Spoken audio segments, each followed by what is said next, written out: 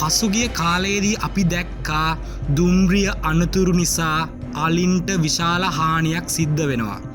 එහි නවතම පුවත අද උදෑසන වාර්තා වෙනවා. ඇත්ත වශයෙන්ම කියනවා නම් එය ඊටාම කනගාටුදායක පුවතක්.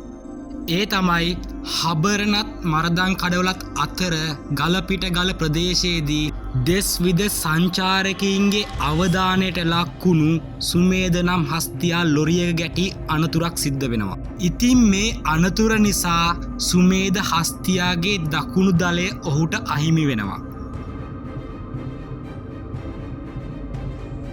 ඇත්ත වශයෙන්ම කියනවා නම් මේ දිනෙන් දින මේ සුමේද වගේ හස්තීන්ට සිදුවෙන අනතුරු ඉතාමත් ඛේදජනකයි. මෙම අනතුරෙන් තුවාල ලැබපු සුමේදව තවමත් අපේ වනජීවී දෙපාර්තමේන්තුවට සොයාගත නොහැකි වෙලා තිබෙනවා. අපි දන්නවා අපේ වනජීවී දෙපාර්තමේන්තුව හැකි ඉක්මනින් මේ හස්තියා සොයාගෙන ප්‍රතිකාර කරයි.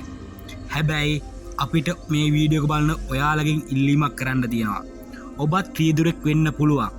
ඔබත් මාර්ගයේ ගමන් කරන විට අවධානයෙන් ගමන් කරන්න. එය ඔබේ ආරක්ෂාවටත් මාර්ගයේ සිටින අයගේ ආරක්ෂාවටත් බෙහෙවින් වටිනවා.